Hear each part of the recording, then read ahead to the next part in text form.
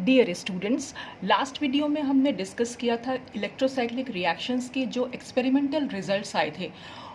उनमें हमने देखा था कि 4n पाई सिस्टम में हम इन एक्सपेरिमेंटल रिजल्ट्स को कैसे एक्सप्लेन कर सकते हैं with the help of frontier molecular orbital method और एफएमओ अप्रोच। और आज के वीडियो में हम देखेंगे कि यही जो एक्सपेरिमेंटल रिजल्ट्स हैं या जिनको सिलेक्शन रूल्स भी बोलते हैं इलेक्ट्रोसाइक्लिक रिएक्शंस की, कि वो 4n+2 सिस्टम में हम इन सिलेक्शन रूल्स को कैसे एक्सप्लेन कर सकते हैं with the help of FMO approach. तो जैसा कि मैंने आपको लास्ट वीडियो में बताया था कि एफएमओ अप्रोच में हमें सिर्फ जो पॉलीइन होती है उसका सिर्फ होमो की सिमेट्री देखनी पड़ती है। अब ये होमो और ल्यूमो क्या होते हैं ये मैं आपको प्रीवियस वीडियोस में एक्सप्लेन कर चुकी हूँ। अगर आपने वो वीडियोस नहीं देखे हैं तो मैं उनका लिंक डिस्क्रिप्शन बॉक्स में डाल दूंगी, आप वहाँ से इसको चेक कर सकते हैं। तो आज हम स्टार्ट करते हैं 4n+2 पाई सिस्टम्स। तो इसमें सबसे पहले हम देखेंगे cyclisation of 4n+2 pi systems, कैसे ये रिंग क्लोज हो सकती हैं। तो इसके लिए सबसे पहला जो बेसिक एग्जाम्पल है इसका, इलेक्ट्रोसाइक्लिक रिंग क्लोजर ऑफ 135 हेक्साट्राइन। 135 हेक्साट्राइन एक 4n+2 पाई सिस्टम है क्योंकि इसमें 6 पाई इलेक्ट्रॉन्स है। जैसा कि आप देख रहे हैं यहाँ पर 3 पाई बॉन्ड्स जो हैं इसमें दिखाई दे रहे हैं और एक पाई बॉन्ड में 2 इलेक्ट्रॉन्स हैं, इसलिए कुल मिलाकर यहाँ पर 6 पाई इलेक्ट्रॉन्स हुए, इसलिए ये एक 4n+2 पाई सिस्टम है।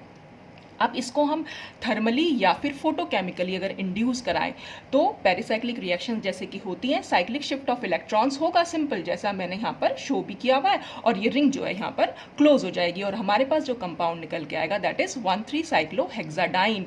अब ये रिंग क्लोजर रिएक्शंस हुई कैसे हैं, थर्मली हुई हैं या फोटोकेमिकली हुई हैं, यही हमें देखना है, या कौन प्रोसेस से हुई हैं या डिस प्रोसेस से हुई हैं। थर्मली और फोटोकेमिकल में हमने कौन कौन से रोटेटरी मोशन हमने यूज़ किए वही हम इसमें डिस्कस करेंगे। तो उसके लिए सबसे पहले हमें जो हम ये ओपन चेन सिस्टम हम यहाँ पर ले रहे हैं, यानी कि जो हम हेक्साट्राइन ले रहे हैं, इसका हमें होमो पता होना चाहिए, यानी हमें फ्रंटियर मॉलिक्यूलर ऑर्बिटल के बारे में थोड़ी सी जानकारी होनी चाहिए। तो यहाँ पर मैं आपको ये शो करना चाहती हूँ कि कैसे हम इसको बना सकते हैं। ये सब मैंने आपको प्रीवियस वीडियोस में एक्सप्लेन किया हुआ है, आप वहाँ पर जाकर इसको चेक कर सकते हैं। तो मैंने आपको बताया था कि हमें सिर्फ ये देखना, जैसे कि हमारे पास हमने ये ले रखा है, हेक्साट्राइन ली हुई है, तो जितने भी कार्बन पाई मॉलिक्यूलर ऑर्बिटल के फॉर्मेशन में पार्टिसिपेट करते हैं हमें सिर्फ उनको काउंट करना है, क्योंकि उन्हीं के पी मॉलिक्यूलर ऑर्बिटल्स जो है वो पाई मॉलिक्यूलर ऑर्बिटल फॉर्म करते हैं। जैसे ये सब कुछ मिला तो कुल मिलाकर यहाँ पर कितने कार्बन हमें दिखाई दे रहे हैं, 1 2 3 4 5 6। तो यहाँ पर क्योंकि 6 कार्बन एटम्स हैं और वही 6 पी ऑर्बिटल्स उन कार्बन एटम्स के पाई मॉलिक्यूलर ऑर्बिटल्स बना रहे हैं, इसलिए जितने भी पी एटॉमिक ऑर्बिटल्स कंबाइन करेंगे उतने ही मॉलिक्यूलर ऑर्बिटल्स यहाँ पर निकल के आएंगे। तो 6 ही पाई मॉलिक्यूलर ऑर्बिटल्स हेक्साट्राइन के यहाँ पर बन जाते हैं, जिनको हम ऐसे दिखा सकते हैं, एक साई 1, दूसरा साई 2, फिर साई 3, साई 4, साई 5, साई 6। अब क्योंकि यहाँ पे कार्बन एटम का नंबर जो है वो इवन है, मैंने आपको बताया था जब भी हमारे पास even number of carbon atoms होंगे तो टोटल हमारे पास जितने भी मॉलिक्यूलर ऑर्बिटल्स बनते हैं उनमें से हमेशा हाफ जो होते हैं वो बॉन्डिंग होते हैं और हाफ जो होते हैं वो एंटी बॉन्डिंग होते हैं। तो नीचे वाले क्योंकि लोअर एनर्जी है ये बॉन्डिंग ऑर्बिटल्स हैं और ये हमारे हो गए एंटी बॉन्डिंग ऑर्बिटल्स।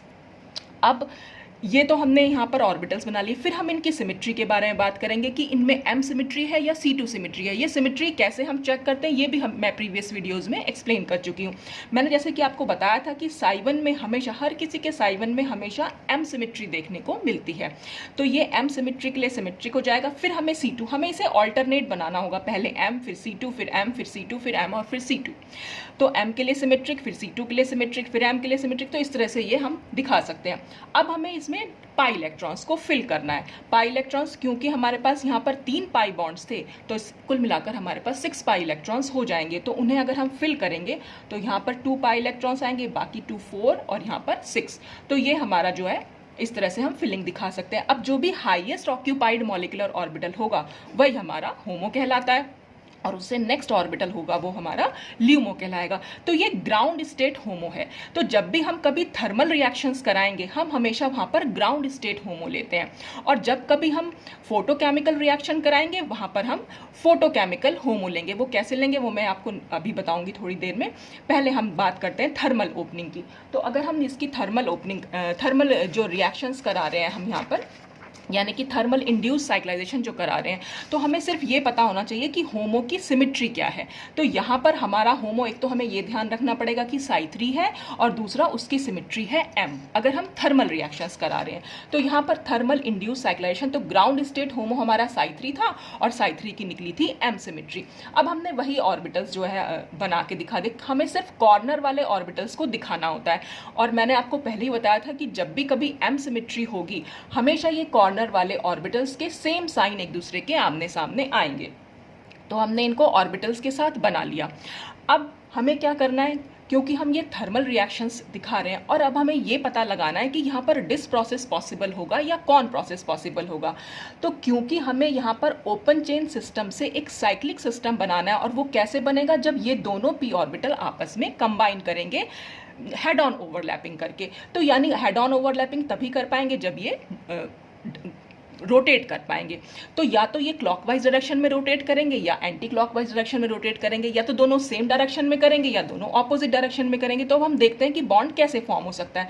देखिए, बॉन्ड फॉर्म होने के लिए ज़रूरी है कि दोनों p ऑर्बिटल के या तो पॉजिटिव लोब्स एक दूसरे के सामने आए या दोनों के नेगेटिव लोब्स एक दूसरे के सामने आए। तो हम देखते हैं कि अगर पॉजिटिव लोब सामने कैसे ला सकते हैं हम इनके। तो अगर हम इस ऑर्बिटल को क्लॉकवाइज डायरेक्शन में घुमाएंगे तो ये कुछ इस तरह से बन जाएगा, और इसको अगर हम एंटी क्लॉकवाइज डायरेक्शन में घुमाएंगे तो ये कुछ इस तरह। तो इस तरह से ये बॉन्ड यहाँ पर फॉर्म हो जाएगा, क्योंकि दोनों के पॉजिटिव लोब्स एक दूसरे के सामने आए हैं। आप चाहे तो दोनों के नेगेटिव लोब्स को भी सामने ला सकते हैं, तो उसके लिए भी आपको घुमाना, अगर हम इसको क्लॉकवाइज घुमा रहे हैं तो अब की बार इसको एंटी क्लॉकवाइज घुमा के देख लीजिए, और अगर हम इसको एंटी क्लॉकवाइज घुमा रहे हैं तो इसको क्लॉकवाइज घुमा के देख लीजिए। तब दोनों के नेगेटिव लोब सामने आ जाएंगे, तब भी हमारे पास सेम ही कंपाउंड निकल के आएगा।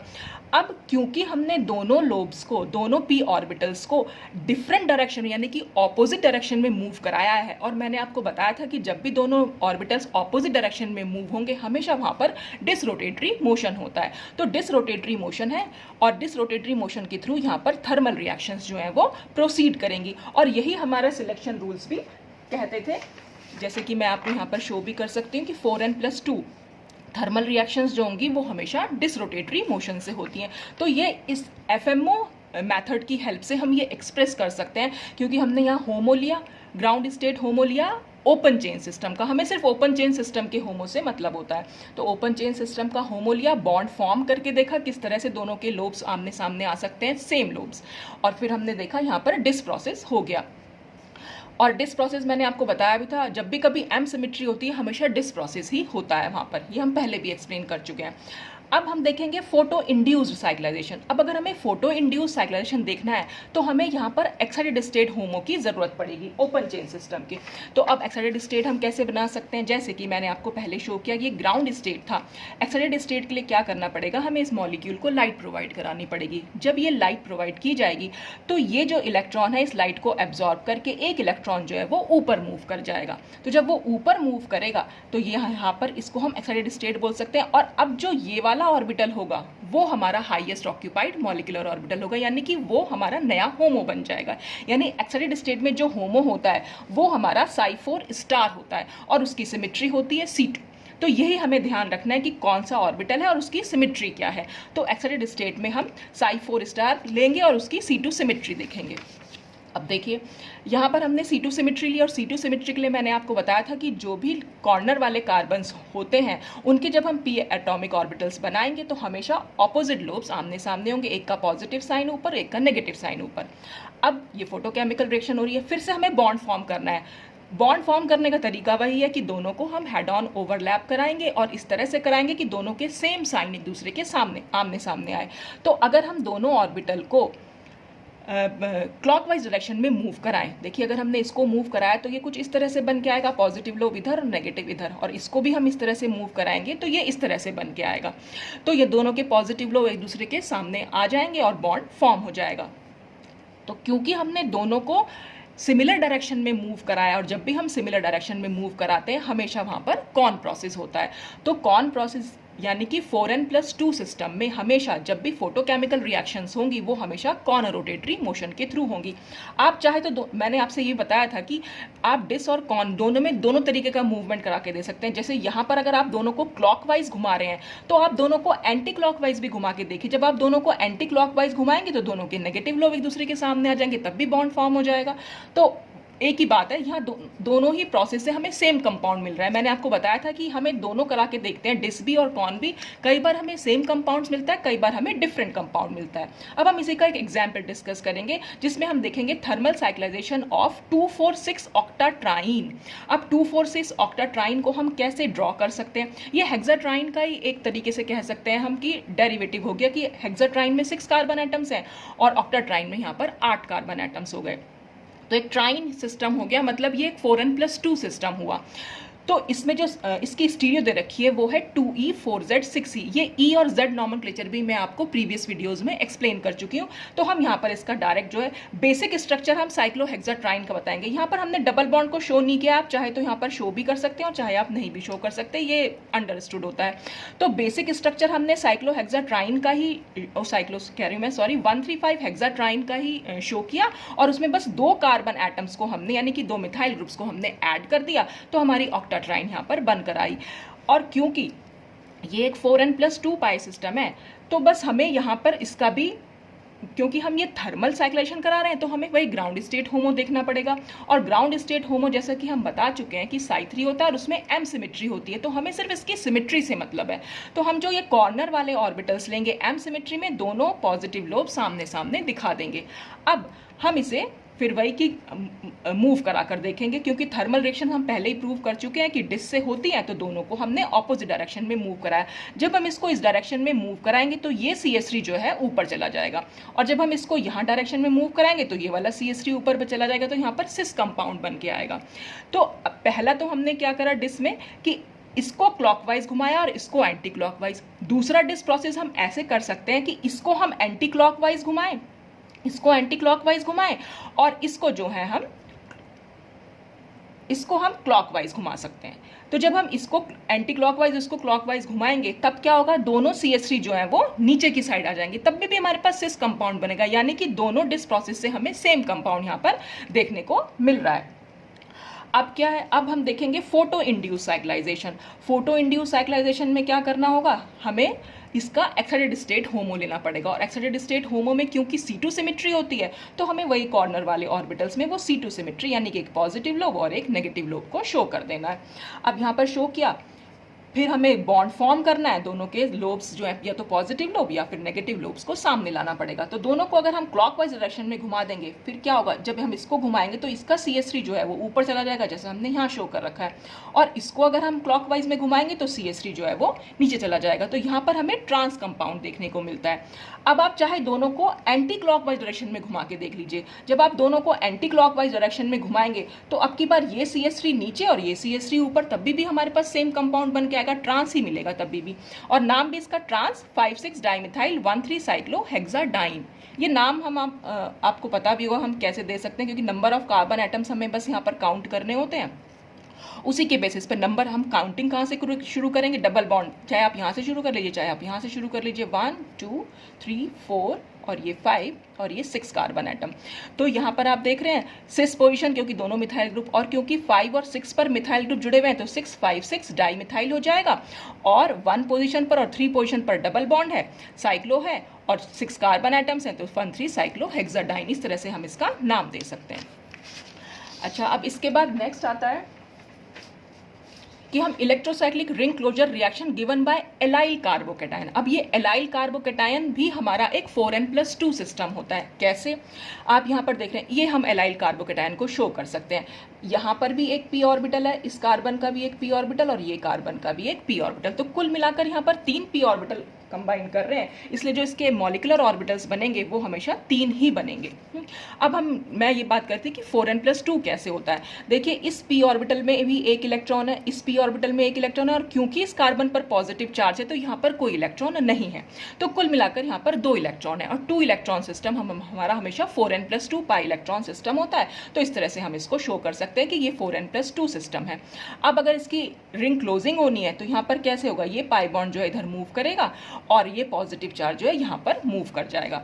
तो हम इसका थर्मल इंड्यूस साइक्लेशन पहले देखते हैं।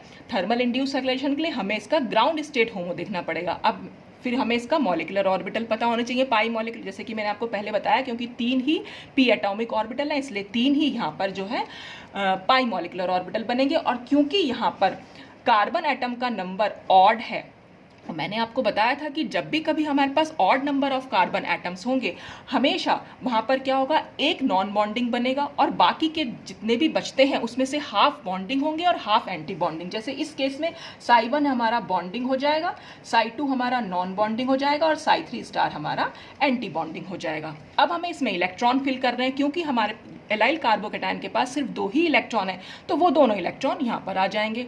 और फिर इसकी हम सिमेट्री दिखा सकते हैं। psi1 कोई भी कंपाउंड ले लें आप, हमेशा नीचे psi1 में हमेशा m सिमेट्री मिलेगी और psi2 में हमेशा C2 फिर m फिर C2, इस तरह से चलती चली जाएगी। अब क्योंकि ये हाईएस्ट ऑक्यूपाइड मॉलिकुलर ऑर्बिटल है तो ये इसका होमो हो जाएगा। तो हमें ग्राउंड स्टेट होमो ही चाहिए, ये ग्राउंड स्टेट होमो है और इसकी सिमेट्री है m। तो बस हम यहाँ पर इसकी सिमेट्री को, यानी कि आउटर मोस्ट ऑर्बिटल्स जो है, जो कॉर्नर वाले कार्बन्स हैं, बस हमने उसके ऑर्बिटल्स को यहाँ पर दिखा दिया, उसमें m सिमेट्री शो कर दी और डिस प्रोसेस के थ्रू ये रिएक्शन प्रोसीड करेगी। जैसे कि पहले हम एक्सप्लेन कर चुके हैं, दोनों को अगर हम ऑपोजिट डायरेक्शन में मूव कराएंगे तभी दोनों के पॉजिटिव लोब्स जो है वो सामने आएंगे। अब अगर हमें फोटो इंड्यूस साइक्लाइजेशन कराना है तो हमें एक्साइटेड स्टेट होमो लेना पड़ेगा। और एक्साइटेड स्टेट होमो कैसे हो जाएगा, जो भी ग्राउंड स्टेट होमो होता है हमेशा एक्साइटेड स्टेट उसका नेक्स्ट वाला होता है, क्योंकि हमेशा एक इलेक्ट्रॉन ठीक ऊपर वाले ऑर्बिटल में मूव कर जाता है जब उसको लाइट प्रोवाइड की जाती है। तो लाइट प्रोवाइड की यहाँ पर ये ऊपर, तो अब की बार होमो क्या हो जाएगा, एक्साइटेड स्टेट होमो हमारा हो जाएगा psi2, और psi2 में सिमेट्री क्या होगी, C2। तो हम बस यहाँ पर C2 सिमेट्री बना लेंगे, आउटर जो भी कॉर्नर वाले कार्बन्स हैं, psi2 सिमेट्री के लिए एक का पॉजिटिव लोब दूसरे का नेगेटिव, दोनों को हम सिमिलर डायरेक्शन में मूव करेंगे और यहाँ पर बॉन्ड फॉर्म हो जाएगा। तो कौन प्रोसेस जो है हमारा हुआ जब हमने फोटो इंड्यूस साइक्लाइजेशन कराया। अब इसमें नेक्स्ट आती है, ये तो हमने अभी तक देखा कि इलेक्ट्रोसाइक्लिक रिंग क्लोजिंग रिएक्शंस। अब हम देखेंगे electrocyclic ring opening in which polyene has 4n+2 pi electron, यानी कि रिंग जब ओपन होगी तो जो भी पॉलीइन सिस्टम होगा उसमें 4n+2 पाई इलेक्ट्रॉन्स होने चाहिए। जैसे कि अभी जो हमने रिएक्शन शो की थी उसी की रिवर्स रिएक्शन हो जाएगी। यहाँ पर साइक्लोहेक्साडाइन जब ओपन होगी तो ये ओपन कैसे हो सकती है, जब ये बॉन्ड यहाँ मूव करेगा, ये बॉन्ड इधर मूव करेगा और ये बॉन्ड इधर मूव करेगा। चाहे तो आप इनको क्लॉकवाइज डायरेक्शन में मूव करा दीजिए, चाहे आप इनको एंटी क्लॉकवाइज डायरेक्शन में मूव कराइए, कंपाउंड आपका यही बन के आएगा। तो हमारे पास आ गए 6 इलेक्ट्रॉन्स। अब थर्मल रिंग ओपनिंग के लिए हमें क्या देखना होगा, क्योंकि फ्रंटियर मॉलिकुलर ऑर्बिटल हम यूज कर रहे हैं, तो थर्मल रिंग ओपनिंग के लिए हमें फिर से पॉलीइन के ग्राउंड स्टेट होमो देखना पड़ेगा। तो अब की बार क्या होगा, इस रिंग, जैसे सपोज हमने ये कोई एक एग्जाम्पल लिया हुआ है यहाँ पर, तो यहाँ पर जो ये बॉन्ड है इस बॉन्ड को हमने इस तरह से शो किया हुआ है। ये हमने एग्जाम्पल लिया हुआ है 6,5,6 डाइमिथाइल 1,3 साइक्लोहेक्साडाइन का। तो अब की बार क्या होगा, इस रिंग को हम इस तरीके से ओपन करेंगे, या हम ये कहेंगे कि इन p ऑर्बिटल्स को हम इस तरह से रोटेट करेंगे कि हमें यहाँ पर जो पॉलीन थी, यानी जो हेक्साट्राइन थी हमारी, या अब जो ऑक्टाट्राइन बनेगी यहाँ पर, यानी जो हेक्साट्राइन सिस्टम हुआ, या तो उसका हमेशा ग्राउंड स्टेट होमो मिल जाए हमें। तो हमारे पास ग्राउंड स्टेट होमो, जैसा कि मैंने आपको बताया भी था कि हेक्साट्राइन का ग्राउंड स्टेट होमो की m सिमेट्री होती है। तो ग्राउंड स्टेट यानी कि हमें यहाँ पर m सिमेट्री लानी है, हमें इस तरह से इसको ओपन करना पड़ेगा। तो यानी चाहे तो दोनों के पॉजिटिव लोब एक दूसरे के सामने आ जाए, चाहे दोनों के नेगेटिव लोब से एक दूसरे के सामने आए। तो हम दोनों ही प्रोसेस करके देखेंगे, क्योंकि अब की बार हमें दोनों प्रोसेस करने से डिफरेंट प्रोडक्ट्स मिलेंगे। आप देखिए कैसे मिलते हैं। तो अब हम इसको इस तरह से ओपन कर रहे हैं कि हमें यहाँ पर m सिमेट्री लेकर आनी है, क्योंकि वही उसका ग्राउंड स्टेट होमो की सिमेट्री है। तो अगर हम इसको इस डायरेक्शन में मूव करा देंगे, इस डायरेक्शन में मूव कराने से क्या होगा, CH3 जो है इधर की साइड आएगा। जैसे यहाँ पर CH3 हमने यहाँ पर शो किया हुआ है, पॉजिटिव लोब ऊपर जाएगा, नेगेटिव लोब नीचे जाएगा। इसको हम ऑपोजिट डायरेक्शन में मूव कराएंगे, यानी कि क्लॉकवाइज डायरेक्शन में, तो CH3 जो है फिर वही बाहर की साइड चला जाएगा और जो है पॉजिटिव लोब फिर से ऊपर। तो ये तो हमें मिल गया कंपाउंड 246 ऑक्टेट्राइन ही मिला। अब हम इसको 2E4Z6E हमने कैसे लिखा हुआ है वो मैं आपको पहले बता चुकी हूँ। ये डबल बॉन्ड आपको अपने आप से इमेजिन करना, चाहे तो आप ड्रॉ भी कर सकते हैं, चाहे तो नहीं भी कर सकते। और यहाँ पर आपने H बना देना है, जहाँ भी डबल बॉन्ड है आपने बाहर एक H शो है ही, क्योंकि वहाँ पर एक H, तो हमने लिखा है 2E। अब क्योंकि डबल बॉन्ड से ये वाला H और ये H यानी कि सिमिलर ग्रुप्स डबल बॉन्ड के ऑपोजिट साइड्स हैं, या हम ये भी कह सकते हैं, नंबरिंग भी दे सकते हैं हम इनको, जब हम सेम नंबर वाले ग्रुप्स डबल बॉन्ड के ऑपोजिट साइड्स होते हैं तो वहाँ पर हमेशा ई सिमिट्री होती है। यहाँ पर दोनों H डबल बॉन्ड के सिमिलर साइड हैं, इसलिए ये 4Z। 4 क्यों लिखा हुआ है भाई? नंबरिंग हम यहाँ से करेंगे 1, ये 2 कार्बन, ये 3, ये 4, ये 5, ये 6, 7 और ये 8। तो 4 पर क्योंकि दोनों H बाहर हैं तो 4Z सिमिलर साइड है। 6 पर आप देखिए इस डबल बॉन्ड पर एक H इधर है और एक H इधर है, तो यानी कि ई सिमिट्री। तो 2E 4Z 6E हम इसको लिख सकते हैं। अब आ जाते हैं नेक्स्ट। यहाँ पर हमने क्या करा था, इसको हमने घुमाया था एंटी क्लॉकवाइज। अब की बार अब हम इसे क्लॉकवाइज डायरेक्शन में घुमाएंगे, और इसको हमने घुमाया था क्लॉकवाइज, तो इसको अब की बार हम एंटी क्लॉकवाइज घुमाएंगे। तो जब हमने इसको इस तरह से घुमाया तो फिर से हमारे पास एम सिमिट्री ही निकल के आई। अब की बार दोनों के नेगेटिव लोब्स ऊपर की साइड है। अब हम देखेंगे जब हम इसको ऐसे घुमा रहे तो CH3 अंदर की साइड जाएगा, और इसको ऐसे घुमाए तो CH3 इधर की साइड, मतलब दोनों ही CH3 जो है अंदर की साइड हो जाएंगे। और हमारा कंपाउंड जो बनेगा, जब हम सिमिट्री देखेंगे, देखने में 246 ऑक्टेट्राइन सेम लग रहे हैं, लेकिन ये दोनों डिफरेंट बने हैं, क्योंकि हम इसकी स्टीरियो से इसको एक्सप्लेन कर सकते हैं। अब यहाँ पर एक H शो किया, फिर एक H यहाँ, एक H यहाँ और एक H यहाँ, ये डबल बॉन्ड है यहाँ पर। अब डबल बॉन्ड के H ये देखें दोनों H सिमिलर साइड हैं, तो ये 2Z हो जाएगा। यहाँ पर डबल बॉन्ड में H दोनों सिमिलर साइड है, और यहाँ पर भी डबल बॉन्ड में दोनों H सिमिलर साइड है, तो सारे के सारे Z हो जाएंगे। यहाँ पर स्टीरियो E Z और E थी, यहाँ पर Z Z और Z, इसलिए दोनों की स्टीरियो डिफरेंट है, इसलिए दोनों डिफरेंट प्रोडक्ट होंगे। अब इसमें से एक मेजर है और दूसरा माइनर है, ये बात मैंने पहले भी डिस्कस की थी, मेजर और माइनर। क्योंकि यहाँ पर क्या है, दोनों CH3 जो है, बल्कि ग्रुप्स जो हैं दोनों दूर दूर हैं, तो यहाँ पर स्टेरिक हिंड्रेंस जो है बहुत कम है, इसलिए ये एक मेजर प्रोडक्ट है। यहाँ पर दोनों CH3 क्योंकि पास पास में है तो स्टेरिक हिंड्रेंस ज़्यादा है, इसलिए ये एक माइनर प्रोडक्ट है। तो इस तरह से हम ये थर्मल रिंग ओपनिंग को शो कर सकते हैं। अब थर्मल रिंग ओपनिंग के बाद यहाँ पर आ जाती है फोटो इंड्यूस्ड रिंग ओपनिंग। अब फोटो इंड्यूस्ड रिंग ओपनिंग के लिए हम क्या देखेंगे, अब की बार हमें देखना होगा एक्साइटेड स्टेट होमो, और हमें अब की बार रिंग को इस तरह से ओपन करना पड़ेगा कि हमें जो एक्साइटेड स्टेट होमो की सिमिट्री है बस वो मिल जाए, C2 सिमिट्री मिल जाए हमें। तो C2 सिमिट्री के लिए क्या कि एक का पॉजिटिव लोब ऊपर हो और एक का नेगेटिव हो, या नेगेटिव पहले और फिर यहाँ पर पॉजिटिव हो, कैसे भी करके आप दोनों तरीके से हम यहाँ पर देखेंगे। अब इसको हमें घुमाना है, हमें पॉजिटिव लोब को अगर ऊपर लाना है तो जाहिर सी बात है इसको हमें एंटी क्लॉकवाइज डायरेक्शन में घुमाना पड़ेगा। जब हम इसको एंटी क्लॉकवाइज डायरेक्शन में घुमाएंगे तो CH3 इधर की साइड आएगा और H इधर की साइड आएगा। और क्योंकि हमें C2 सिमिट्री लानी है तो अब की बार हमें इसको इस तरह से मूव करना है कि नेगेटिव लोब जो है इसका ऊपर आए, तो इसको भी हम एंटी क्लॉकवाइज ही घुमाएंगे। जब एंटी क्लॉकवाइज घुमाएंगे तो CH3 जो है वो बाहर की साइड चला जाएगा, तो ये हमें C2 सिमिट्री मिल जाएगी। और क्योंकि हमने दोनों को सिमिलर साइड घुमाया इसलिए ये एक कॉन प्रोसेस, जैसे कि हम पहले एक्सप्लेन भी कर चुके हैं। तो अब की पहले तो हमने क्या करा, दोनों को क्लॉकवाइज डायरेक्शन एंटी क्लॉकवाइज में घुमाया। अब हम दोनों को क्लॉकवाइज डायरेक्शन में मूव कराएंगे। जब हम दोनों को क्लॉकवाइज डायरेक्शन में मूव कराएंगे तो इसका CH3 बाहर और ये वाला CH3 अंदर, यानी इधर की साइड, दोनों के दोनों सेम साइड पे हो जाएंगे। जैसे यहाँ पर भी दोनों CH3 सेम साइड थे और यहाँ पर भी दोनों CH3 सेम साइड है। तो अब हमें ये देखना है कि क्या ये कंपाउंड सेम बना है या डिफरेंट। अब कोई ये देखे 2Z 4Z 6E और 2E 4Z और 6Z, देखने में तो लग रहा है कि दोनों अलग अलग कंपाउंड है, लेकिन ये दोनों सेम कंपाउंड है। वैसे भी दोनों में CH3 सेम साइड पर है। और इस तरह से भी हम देख सकते हैं, जैसे हमने यहाँ पर 2Z लिखा, 2Z हमने क्यों लिखा होगा, इसे यहाँ से हमने नंबरिंग शुरू की 1, ये सेकंड कार्बन, ये 3, ये 4, ये 5, ये 6, ये 7 और ये 8। तो क्योंकि दोनों H सिमिलर साइड है इसलिए 2Z, यहाँ पर भी दोनों H सिमिलर साइड है इसलिए 4Z, और ये 6 वाले कार्बन जो डबल बॉन्ड है यहाँ पर जो एक H है और ये वाला एक H दोनों ऑपोजिट साइड है, तो 6E लिखा है हमने इसको। नंबरिंग हमने अब की बार यहाँ से स्टार्ट की थी, लेकिन अगर हम नंबरिंग इधर की साइड से स्टार्ट कर दें कि इसको हम नंबर 1 दे दें, मैं यहाँ पर करके दिखा देती हूँ आपको कि अगर हम इसको नंबर 1 दे दें, ये नंबर 2, ये 3, ये 4, ये 5, ये 6, ये 7 और ये 8, तो अब क्या हो जाएगा, 2 नंबर पर हमें जो देखने को मिला वो यहाँ पर हम देख रहे हैं, ये दोनों जो हैं 2 इस H जो है सिमिलर साइड है तो हम इसको 2Z भी लिख सकते हैं। यहाँ पर भी दोनों H जो है सिमिलर साइड है तो हम इसको 4Z भी लिख सकते हैं। और यहाँ पर H जो है डबल बॉन्ड के ऑपोजिट साइड है, ये एक H इधर है और एक H इधर है तो हम इसको 6E भी लिख सकते हैं। तो इसी कंपाउंड का नाम देखिए 2Z 4Z 6E भी हो सकता है और यही इस कंपाउंड का भी नाम था। तो ये तो नंबरिंग करने के ऊपर डिपेंड किया कि नंबरिंग आपने कहाँ से की है। तो ये दोनों सेम कंपाउंड यहाँ पर फॉर्म होते हैं अगर हम कॉन प्रोसेस कराएंगे। तो इस तरह से हम फोटो इंड्यूस्ड रिंग ओपनिंग को दिखा सकते हैं कि कैसे हमने किया। तो 4n+2 सिस्टम में जो हमारी फोटो रिंग ओपनिंग हुई वो हमारी हुई कॉन प्रोसेस के थ्रू, और जो थर्मल इंड्यूस्ड रिंग ओपनिंग हुई या थर्मल इंड्यूस्ड रिएक्शन हुई वो डिस से हुई। और यही हमारे सिलेक्शन रूल्स बोलते थे कि 4n+2 में थर्मल रिएक्शन डिसरोटेटरी होती हैं और फोटोकेमिकल रिएक्शंस जो हैं वो कॉन रोटेटरी मोशन के थ्रू होती हैं। तो यही हमें इसमें एक्सप्लेन करना था with the help of FMO method.